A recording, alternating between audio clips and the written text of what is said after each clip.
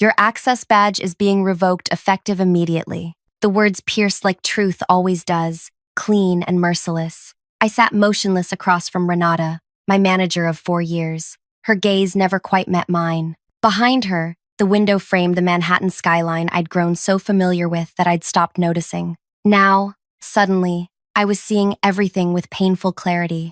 The company cannot risk keeping employees who overstep boundaries and pursue unauthorized investigations. Her voice had that practiced stoniness executives, perfect for uncomfortable moments. You've been accessing financial records outside your department. You've been asking questions beyond your clearance level. My throat constricted. I found irregularities. You know exactly what I found. What you found was a way to misinterpret standard business operations because you lack context. Renata straightened the pen on her otherwise empty desk. The security team will watch you clear your personal belongings. I'd anticipated this moment for weeks, but the reality still stung. 4 years of exceptional performance reviews. 4 years of advancing the company's compliance framework. All erased because I'd noticed money flowing to numbered accounts in countries with names that appeared on international watch lists. You're making a catastrophic mistake, I said quietly. Renata finally looked directly at me, something flickering behind her professional mask.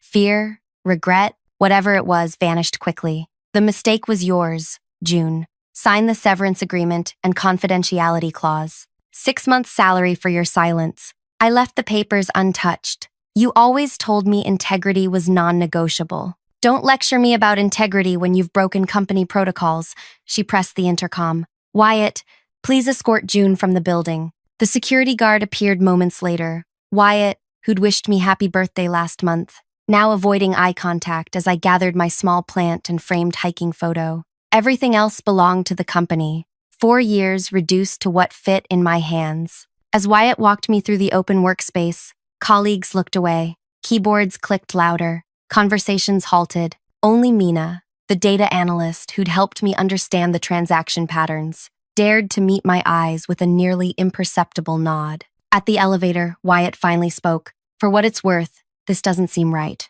I handed him my access badge. It's not, and they'll learn that soon enough. Outside, the March wind whipped between buildings as I pulled out my phone and made a call to the number I'd memorized weeks ago. It's June. They've terminated me. The voice on the other end was calm. Are you somewhere private? Walking east on 42nd Street. Keep moving. We're expediting everything. Is your home secure? Yes. No company devices there. Good. Someone will contact you within 48 hours. Until then, maintain normal patterns. I ended the call and continued walking, passing crowds of office workers living their uncomplicated Wednesday afternoons. 3 blocks later, my phone buzzed with messages from colleagues. Mina, what happened? Devin, are you okay? Renata's saying you accessed confidential files?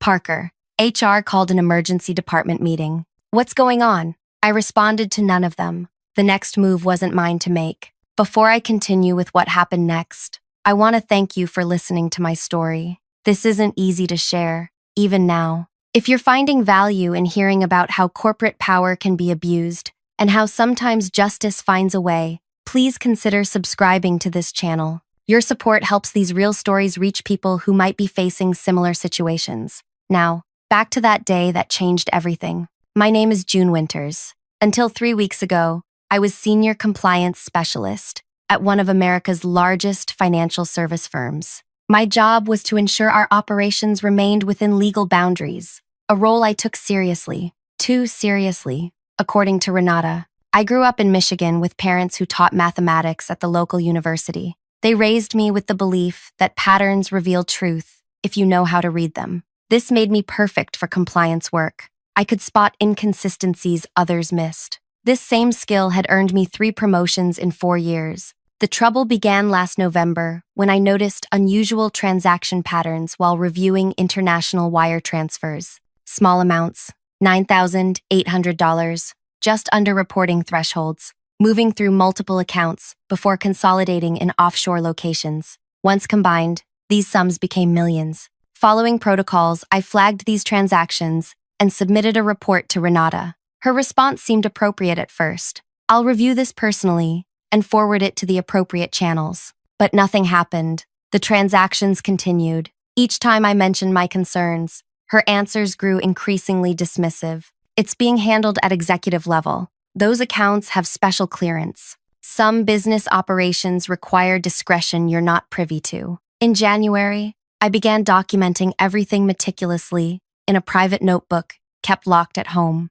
By February, I'd identified a pattern connecting these transactions to organizations on international sanction lists. The money wasn't just moving strangely, it was moving illegally. When I prepared a comprehensive report and left it on Renata's desk, her reaction was unexpected. She invited me to lunch. At an upscale restaurant blocks from our office, Renata ordered champagne. June, your dedication is admirable, truly, but there are aspects of international finance that require flexibility. Flexibility doesn't extend to breaking federal law, I replied. She sighed, swirling her untouched champagne. The world isn't black and white. Our clients operate in complex environments. These aren't clients. They're shell entities, routing money to sanctioned groups. Renata's expression hardened. I've recommended you for a position in our Singapore office. Significant promotion, substantial raise. You'd leave next month. The message was clear. Take the bribe,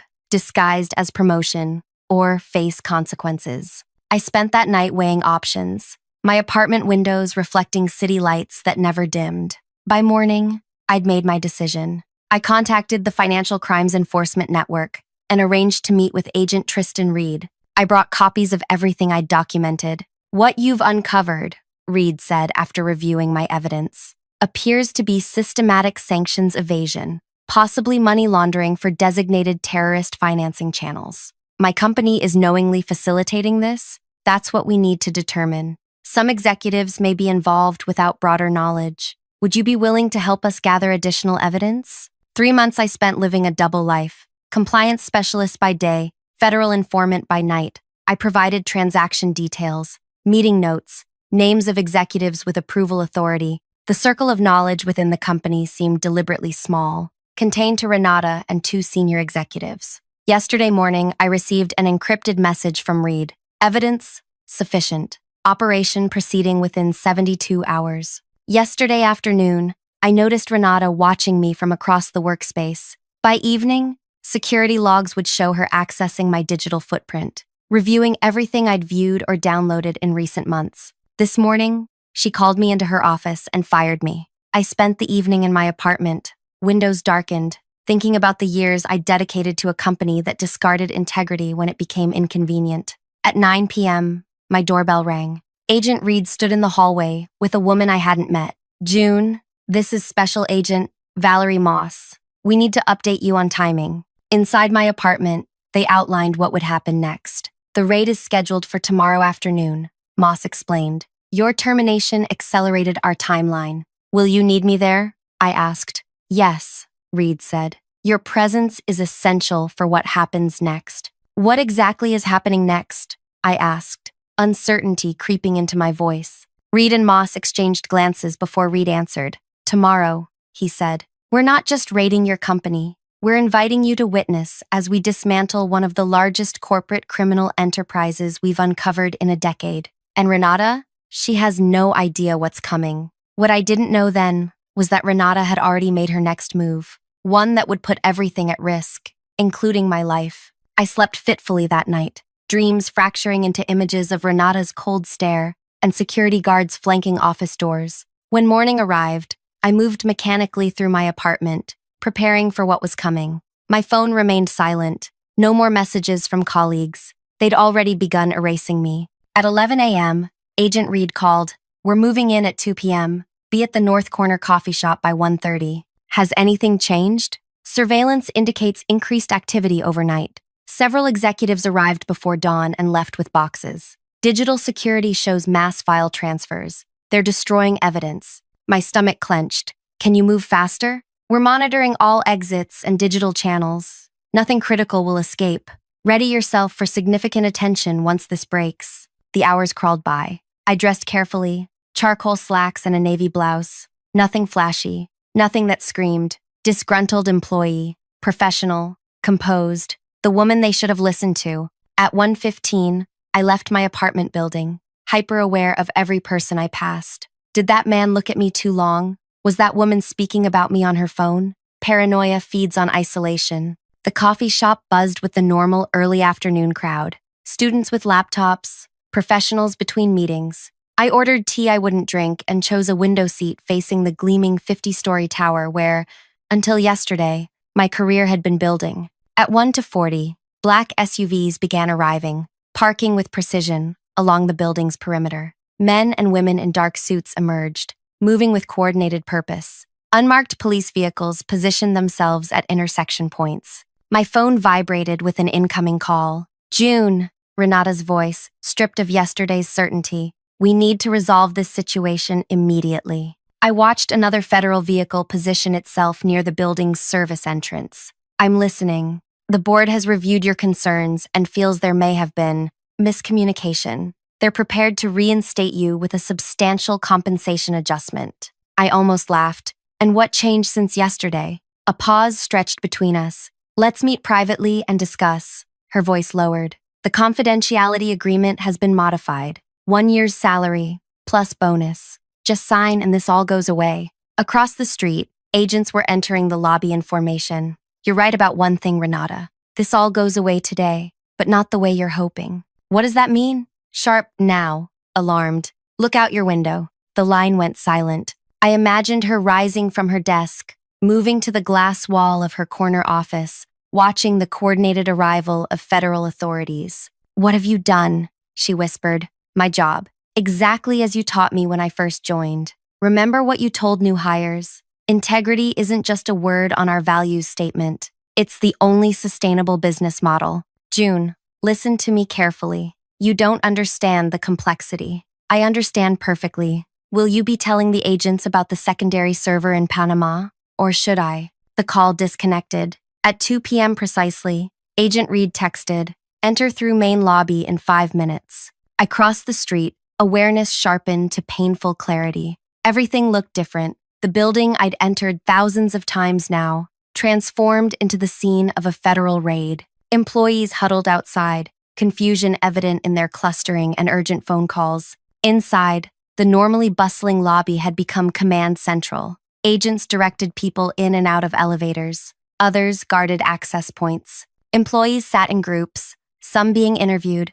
others waiting with expressions ranging from boredom to terror. Agent Moss spotted me and approached. June, follow me. She led me past security checkpoints toward the executive floor. Agents carried boxes of materials from offices. Others worked at computer terminals, securing digital evidence. In the main conference room, a team had established an evidence processing station. Wait here, Moss said, positioning me where I could see into Renata's office. My former manager sat rigidly in her chair, 2 agents standing as she answered questions. Her normally perfect appearance had fractured, hair disheveled, makeup smudged at one eye, where she'd touched her face too often. When she saw me through the glass, her expression transformed from controlled cooperation to naked rage. Agent Reed emerged from another office. June, good timing. We've located 3 separate accounting systems. The discrepancies align perfectly with your reports. Have you found the offshore connections?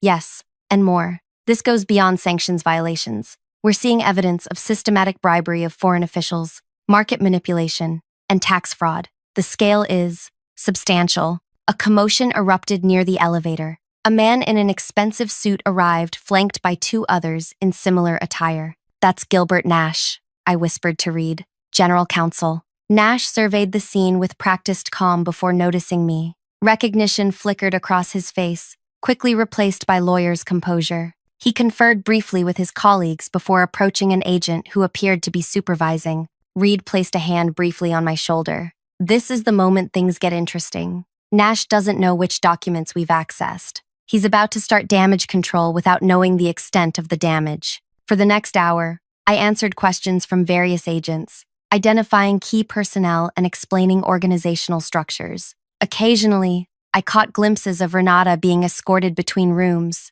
her posture increasingly defeated. At 3:15, Agent Moss approached with a tablet. We need clarification on these transaction patterns. The screen displayed familiar numbers, the same transactions I'd flagged months ago. These move through 7 separate entities before reaching their actual destinations, I explained. Each hop crosses a different regulatory jurisdiction, making it nearly impossible to track without seeing the complete pattern. And you identified this pattern how? It repeats. Every third Tuesday, similar amounts move in identical paths. Too precise to be coincidence. Moss nodded. We've compared this against intelligence on known financing channels for a group operating in restricted regions. The match is undeniable. A young agent approached. Agents, Moss, Reed, we've located communications between Nash and Renata from yesterday. You should see this immediately. They stepped away, conferring in hushed tones, while reviewing something on a laptop. Reed's expression darkened.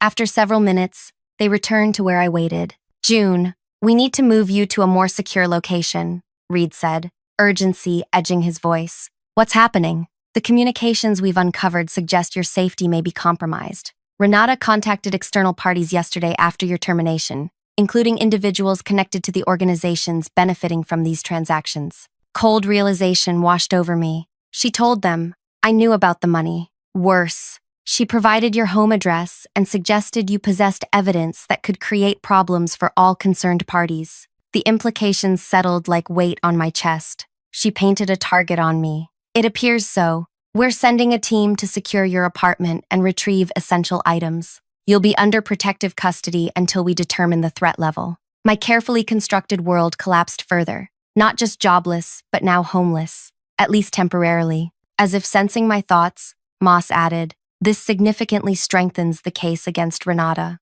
Witness endangerment carries its own substantial penalties. A text message illuminated my phone screen. From Mina. Federal agents everywhere. What's happening? Are you safe? Before I could respond, Reed gently took my phone. We'll need to secure this. Standard procedure for witness protection. Witness protection? For how long? That depends on what else we discover today. The organizations involved have extensive reach. The reality of my situation crystallized with brutal clarity. My life wasn't just disrupted, it was fundamentally altered. The cost of doing the right thing suddenly seemed impossibly high. As we moved toward the elevator, Renata was being escorted out in handcuffs. Our eyes met briefly. Behind her professional mask lay something I'd never seen before. Raw fear. June. She stopped, forcing her escorts to pause. You have no idea what you've done. These people, they won't stop. They'll find you wherever you go. You should have taken the promotion. Agent Reed stepped between us. Miss Lang, anything you say can be used against you. I advised silence. Renata's gaze remained locked on mine. Ask them who else they're investigating. Ask them why they were so interested in our client list. You think you're the hero of this story? You're just their tool. As agents led her into the elevator, her final words hung between us. They would have made you rich in Singapore. Now you'll spend your life looking over your shoulder. The doors closed on her bitter smile, leaving me with a chilling question. What if Renata wasn't the only one using me? When Agent Moss returned, her expression had changed subtly. We need to continue this debriefing at our field office. Immediately. As we descended in a separate elevator, my mind raced with new doubts. What had Renata meant? Was there something about this investigation I didn't understand? The elevator doors opened, revealing the lobby now crowded with more agents and bewildered employees. Agent Moss guided me toward a side exit, where a black SUV waited. As we approached the vehicle, I noticed something odd. The driver wasn't wearing the same tactical gear as other agents. His posture seemed wrong, too alert, too focused on our approach. I slowed my steps. Agent Moss, who's driving that vehicle? She frowned, hand moving toward her weapon. That's not our transport. The man behind the wheel noticed our hesitation. Our eyes met through the windshield. His expression hardened as he reached inside his jacket. Agent Moss shoved me down behind a concrete planter as the first shot shattered the glass doors behind us. Glass exploded inward as bullets tore through the lobby doors. Screams erupted across the space as employees dove for cover. Agent Moss drew her weapon and called for backup while keeping me pinned behind the concrete planter. Stay down, she commanded, her voice sharp with urgency. 3 more agents rushed forward, weapons drawn. The shooter fired twice more before screeching away from the curb. One bullet struck uncomfortably close, sending concrete fragments flying. Clear, someone shouted after several tense seconds. Moss helped me to my feet, her grip firm. Are you hurt? I shook my head, adrenaline making my movements jerky and uncoordinated. Who was that? Exactly who Renata warned you about. She guided me toward a different exit, where Agent Reed waited beside an identical black SUV. This is why protective custody isn't optional. The ride to the federal building passed in blur. My thoughts raced between the morning's events, the shooter's cold eyes, and Renata's final warning. Something didn't align. Why would people connected to illicit financing risk such a public assassination attempt? It felt impulsive, amateur, contradicting everything I knew about the sophisticated operations I'd uncovered. At the federal building, they escorted me to a secure interview room. 2 agents stood guard outside, while Reed and Moss debriefed me for hours. Every transaction I'd flagged,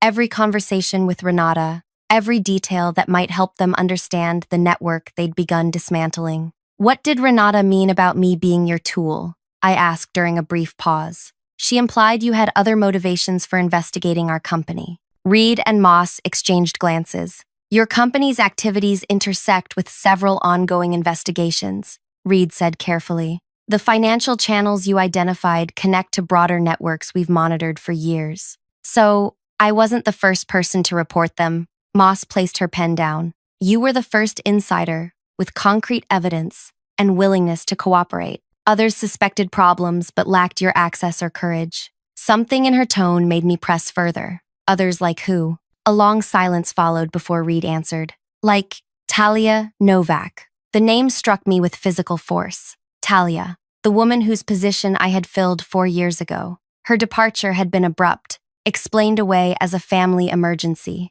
What happened to her? I asked, though some part of me already knew. Officially, she resigned for personal reasons, Reed said. Unofficially, she approached us with concerns similar to yours. Before we could establish formal cooperation, she disappeared. Her car was found at Newark Airport. No boarding records matched her identity. The implications settled heavily. You think they killed her? We think she discovered what you discovered, Moss corrected. We never found evidence to prove what happened next. Cold reality crashed over me. I wasn't special. I was just the next person to notice the pattern, the next person to be removed. If you knew this operation was dangerous enough to make people disappear, why didn't you warn me from the beginning? The question emerged sharper than intended. Because we needed you, Reed admitted. After Talia vanished, nobody inside the company would talk to us. Your willingness to collaborate was our first break in years. The room felt suddenly airless. You used me as bait.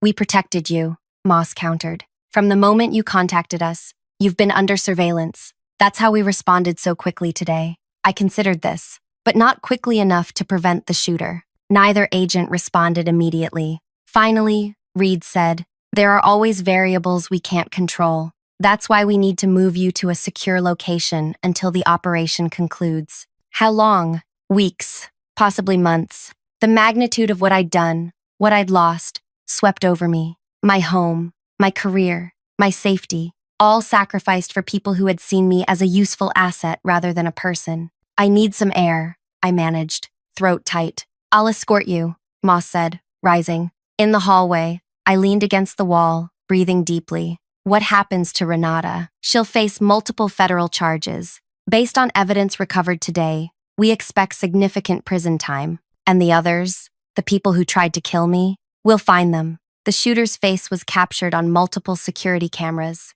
He's connected to a known organization in Eastern Europe with ties to arms trafficking. Hard evidence of his involvement helps build our case. Moss handed me a paper cup of water. As I took it, a thought suddenly crystallized. Is Talia alive? The agent's expression shifted subtly. Why do you ask? Because you haven't explicitly said she's dead. You've been careful with your language. Disappeared isn't the same as killed. Moss studied me for a long moment. Follow me. She led me deeper into the building, through security checkpoints requiring her biometric clearance. We stopped before a conference room, where Reed waited with another agent I hadn't met before. June, this is Special Agent Director Amara Keita, Reed introduced. She oversees our Financial Crimes Division. Director Keita nodded briefly. Miss Winters, your cooperation has been invaluable. Agent Reed believes you've earned certain clarifications about our operation. I want to know about Talia, I stated firmly. Talia Novak is alive,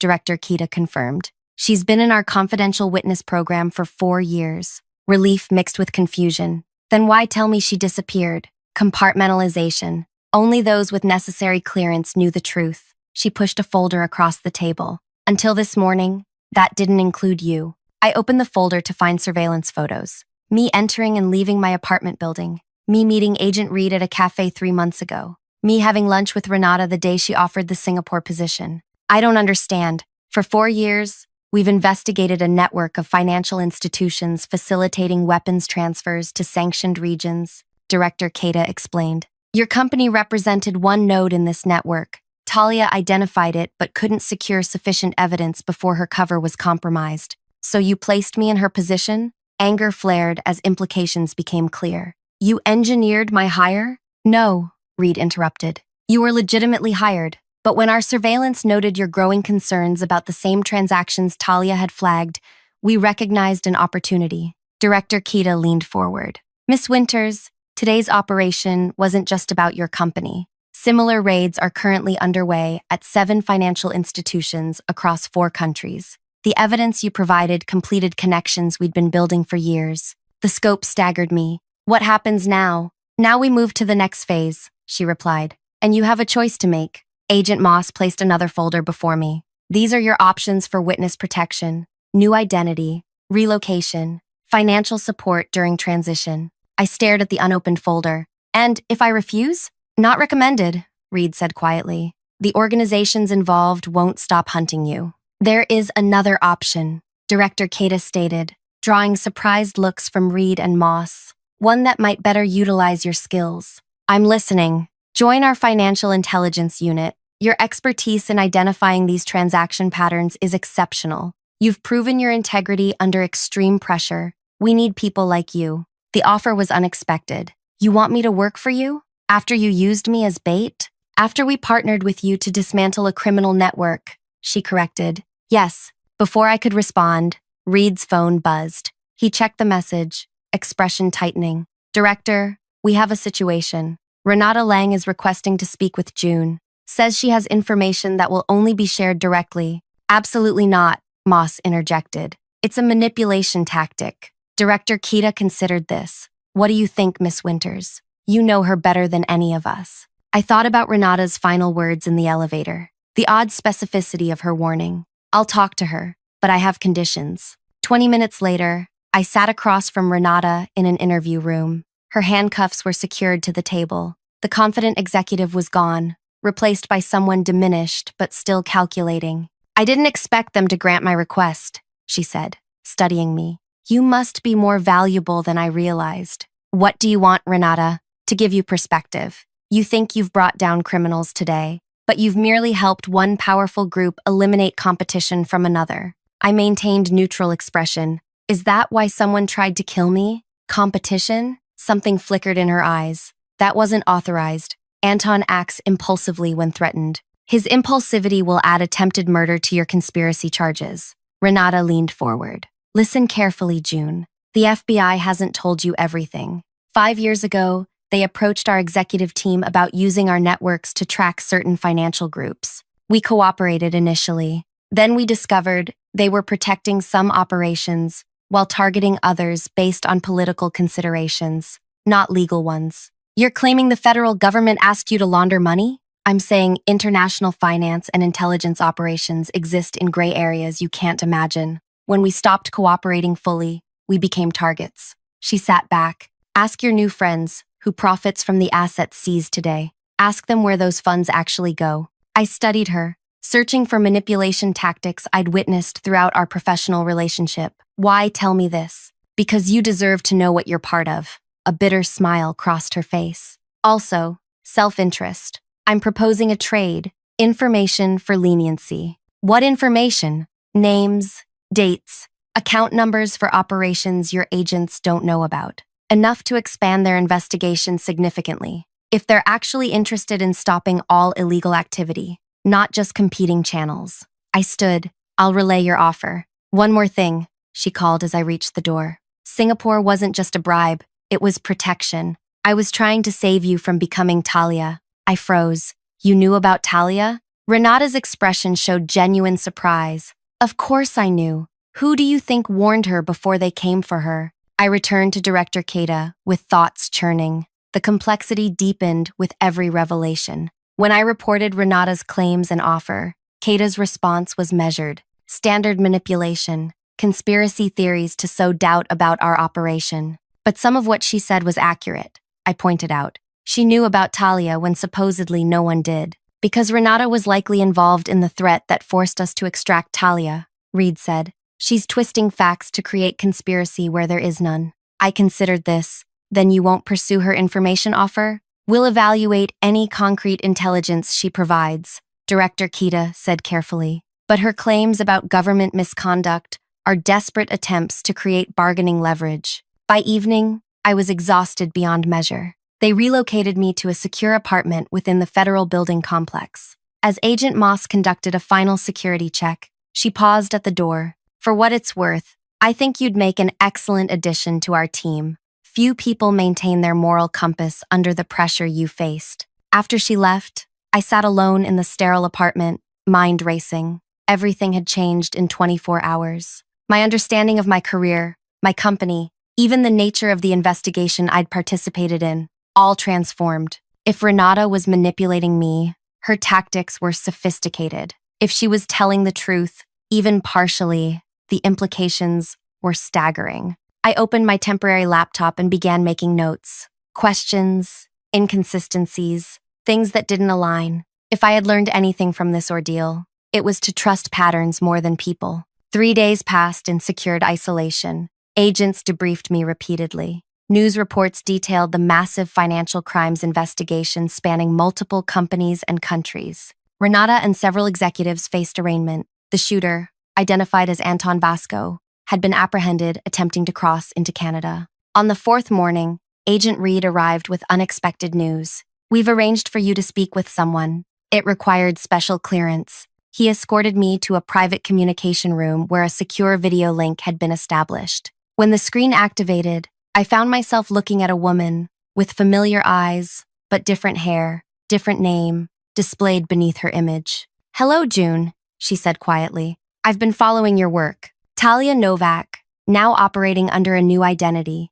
looked both familiar and foreign. The former compliance specialist I'd replaced had transformed into someone harder, more cautious. I have questions, I said simply. I imagine you do, but first, I need to thank you. You completed what I couldn't. She glanced off camera briefly. I have limited time. What do you most need to know? Renata claims she tried to warn you. Is that true? Talia's expression tightened. Partially, she warned me after ensuring I was compromised. Classic manipulation, create the danger, then offer protection. Why did you suspect the transactions in the first place? For the same reason you did, patterns that defied legitimate explanation. She leaned closer to the camera. June, listen carefully. You're at a crossroads I faced 4 years ago. Director Keita offered you a position, didn't she? I nodded. Take it, Talia said firmly, but not for the reasons they want you to. Meaning? Renata was partly right. There are competing interests within these investigations. Working from inside lets you distinguish between genuine justice and political convenience. Her voice lowered. I've spent 4 years building a network of former financial insiders like us. People who understand the systems being abused. Understanding dawned slowly. You're running a parallel investigation. With unofficial support from certain factions within the government, we identify operations that get protected for political reasons. She glanced away again. Our time's ending. If you accept Keita's offer, use the secure contact protocol embedded in your welcome package. The authentication phrase is, "Patterns reveal truth." The screen went dark. When I emerged from the communication room, Reed waited expectantly. Did that answer your questions? I've made my decision about Director Keita's offer. 2 weeks later, I sat in Director Keita's office, officially joining the Financial Crimes Task Force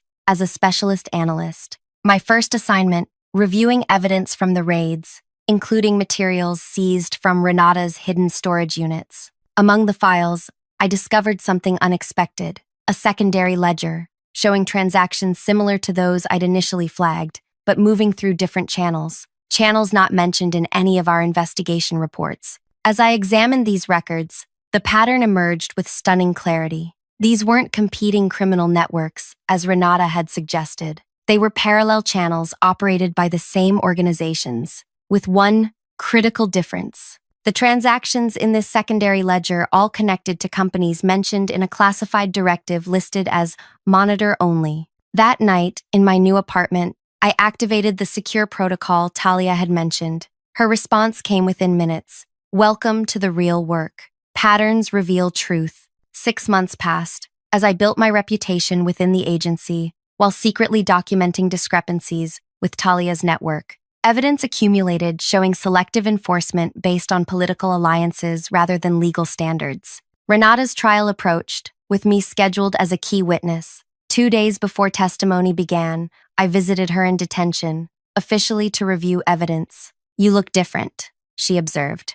Government work agrees with you. I'm not here about the trial, I stated. I found your secondary ledgers. Her expression remained carefully neutral. And I slid a document across the table, a comprehensive analysis of the parallel financial channels that remained untouched by our investigation. You were partly right. Some operations received protection, while others were targeted. Now you understand why I told you Singapore was protection, not just a bribe. She studied me intently. What will you do with this information? Something you never did. The right thing. Completely. Not selectively. I reclaimed the document. I'm working with others to ensure all these operations face justice, not just the politically expendable ones. For the first time since I'd known her, genuine surprise registered on Renata's face. Others? You found Talia. I neither confirmed nor denied. My testimony against you stands. Your crimes were real, whatever else might be true. But I wanted you to know, the system you thought would protect you is being dismantled, piece by piece. They'll come after you, she warned. The same people who came after Talia, the same people who sent Anton. I'm counting on it, I replied, because unlike you, I've left nothing to chance. The day of Renata's trial arrived. I testified precisely, factually, damning her with her own records and statements. The prosecution built an irrefutable case. When the verdict came, guilty on all counts, I felt no triumph, only grim satisfaction. As Renata was led away, our eyes met briefly. Understanding passed between us. She had tried to make me like her, pragmatic, compromised, willing to look away for personal gain. Instead, I had become something she never anticipated, someone who actually believed in the principles she only pretended to uphold. 1 year later, I stood beside Director Kita as we announced the results of Operation Clean Sweep, the largest coordinated action against financial crimes in agency history.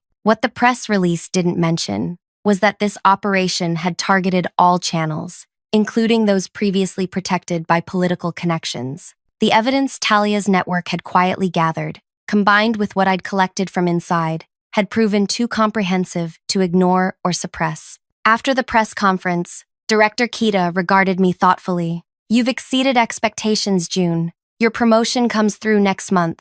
Thank you, I replied, maintaining the professional relationship we'd developed. She hesitated before adding, some people wonder if you're too idealistic for this work, too unwilling to recognize necessary compromises. I met her gaze steadily. I believe patterns reveal truth, Director. All patterns, not just convenient ones. Something in her expression suggested she understood more than she acknowledged. Be careful that idealism doesn't blind you to reality. Reality is precisely what I'm focused on, I assured her. That evening, I received a message from Talia. Phase 2 begins tomorrow. Are you ready? I typed my response, always ready for the next pattern. This wasn't the ending I'd imagined when I first noticed those suspicious transactions years ago. It wasn't revenge in any traditional sense. It was something more powerful, systematic accountability that couldn't be stopped by removing just one person. Renata had called me dangerous. She wasn't wrong, but the danger wasn't what she thought.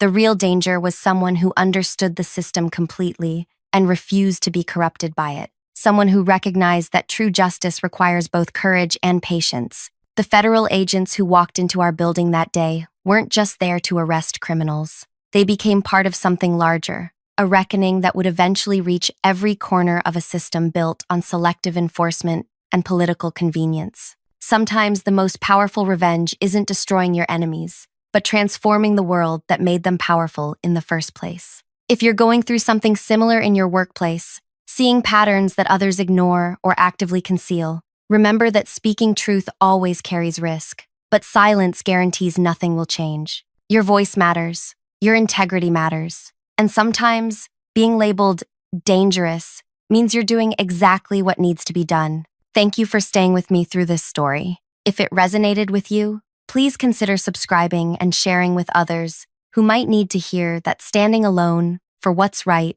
isn't really standing alone at all. There are more of us out there than you think, watching for patterns, revealing truth,